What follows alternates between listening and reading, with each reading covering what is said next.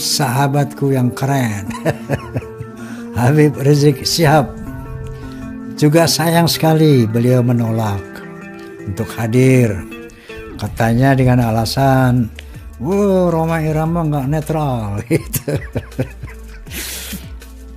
Kenapa nggak netral? Karena Rhoma Irama telah mendapat kartu anggota dari PWI. Itu telah diberikan bendera bla bla bla bla. Ini fitnah nih, Beb. Fitnah ini fitnah nih. Proses jangan. Takbir. Sallu ala nabi. Allah. Beb, ente bisa aja, Beb.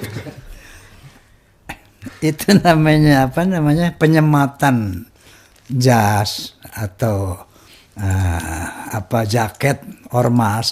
Itu sering banget aneh, Beb. Bahkan jas partai sering disematkan itu sebagai penghormatan, penghargaan. Jadi ente nggak usah ngeliat ke situ, Beb. Wallahi saya nggak terima kartu anggota yang ente bilang, Beb.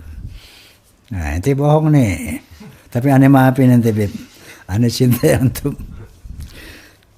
Datang aja, Beb. Nanti bawa tuh jaket FPI, ame jaket Rabitul Alawi aneh pakai. Oke? Tapi datang, oke? Biar seimbang, Beb. Masya Allah, Habibana. Sekali lagi kepada sahabatku nih Habib Rizik Syihab, Masya Allah, itu udah fitnah aneh nih, Bib. Masih getah aja Bang Haji. Bukan. Jangan dendaman sih Bang Haji. Aneh nggak pernah dendam orangnya kayak, nggak pernah bersih nggak. Maksud aneh begini, Bib. Ini kan yang namanya forum ini, ternyata forum satu-satunya ya, podcast satu-satunya. Mungkin ada yang lain saya nggak tahu, yang memberikan ruang untuk kedua belah pihak. Jadi ada mengatakan Rhoma Irama itu seniman, dia nggak ngerti nasab, ngapain bahas nasab. Saya tuh bukan membahas nasab, Bapak. Saya itu menghadirkan orang ahli nasab. Nah, dari orang ahli nasab ini mengungkapkan pendapatnya. Nah, tolong dari pihak yang dibatalkan juga menghadirkan bantahannya. Makanya saya undanglah Gus Romel, saya undanglah Habib Taufik sebagai ketua Rabitul Alawiyah, kemudian saya undanglah Habib Rizik, bahkan saya sudah mengundang Habib Lutfi bin Yahya di kantor beliau sebagai one team press. Alhamdulillah sudah diterima suratnya, tetapi sampai sekarang belum ada kabarnya. Nah, jadi dengan undangan saya ini bukan saya mau ngajarin nasab, bukan. Saya ini itu kerja saya itu, hai manusia. Bukan ajaran, bukan.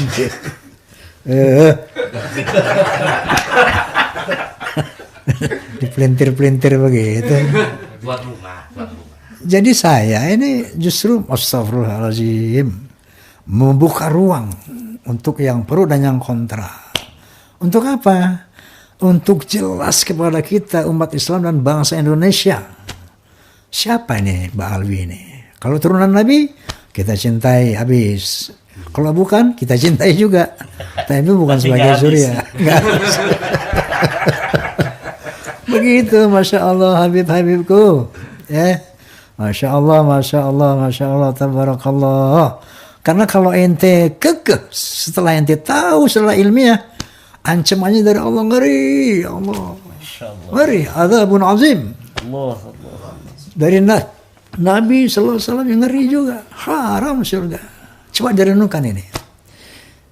Kita renungkan dan kita bisa bergandengan tangan sebagai sesama muslim, sesama bangsa Indonesia ya.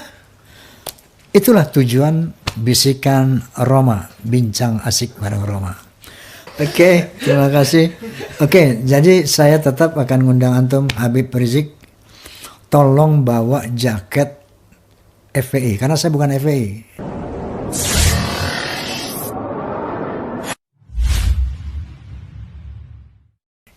Ya makanya ketika ada orang bilang, Ji ente mau ditegur tuh sama Habib Rizik. Siapa dia menegur gue gitu kan. Kenapa? Saya bukan FPI, Bib. Habib Rizik itu imam besar FPI, bukan imam besar umat Islam.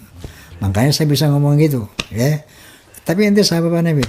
Oke, saya tunggu antum tetap bawa itu jaket FPI. Kalau sekalian KTP tadi. Apa? KTA.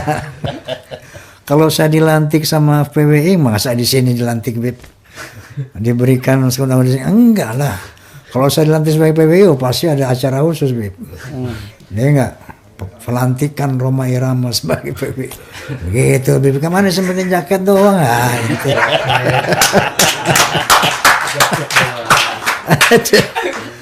Ya, Bib. Jadi aneh masih berharap antum datang untuk imbangan, Bib. Kita bercanda di sini. Aneh Kiai bercanda. Oke. Nah, ini nih. Saya pernah melihat Kiai mengatakan lagu Sebujur Bangkai Rhoma Irama itu lebih baik, lebih manfaat daripada pidato 70 baik. Ini di mana Kiai?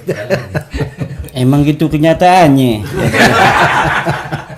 Dasarnya apa tuh ya? Dasarnya memang kan kita sering melihat ceramah habaib-habaib itu di video-video itu kan begitu. Halu kan.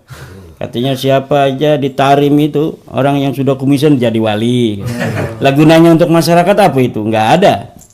Kemudian kakek aneh pakai muqaddam mi'raj 70 kali ke langit.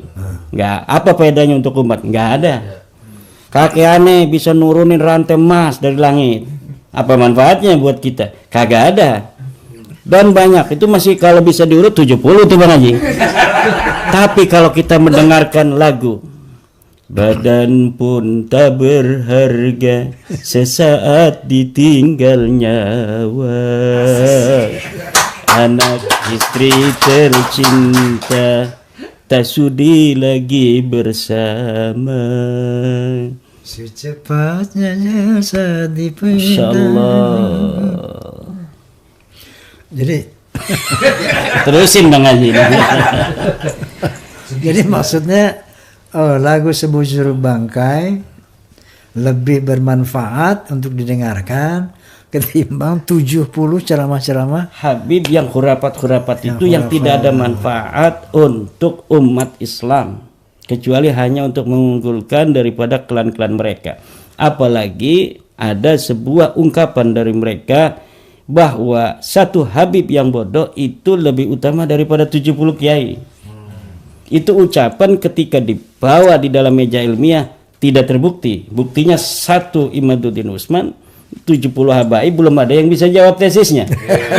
Tapi Bang Haji, kalau lagu Sebujur Bangkai semua banyak yang akan setuju. Tidak semua, banyak yang akan setuju. Kenapa? Coba di dalam sebuah hadis dikatakan wa kafa bil mauti wa'idha.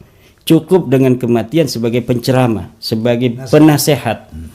Nah, lagu Sebujur Bangkai itu adalah nasihat. Lagu tentang kematian. Bahkan ada di sebuah show Bang Haji sebelum nyanyi itu ada ayat Al-Qur'annya. Kullu nafsin dha'iqatul maut. Sebuah lagu Sebujur Bangkai. Kan ada begitu tuh kan. Ya. Tentunya bagi yang mendengarkan langsung ingat mati itu Bang Haji. Walaupun ketika mereka mengingat mati kakinya masih bergoyang. Mati juga gua, biarin dah goyang dulu. Tapi mereka ingat mati Bang Haji. Walaupun sambil goyang-goyang. Nih pemirsa, dalam rangka ya kenapa saya mengundang beliau kembali? Karena katakanlah ada ya serangan-serangan quote and quote yang berusaha membatalkan penelitian beliau. Makanya beliau saya undang kembali untuk mengkonfirmasi kebenaran ini. Oke, yang keempat nih, kemarin berita ramai nih Kiai sama Gus Abbas katanya ke Gresik mau ceramah, kemudian beritanya viral bahwa Kiai dipersekusi di Gresik. Seperti apa yang sebenarnya, Kiai?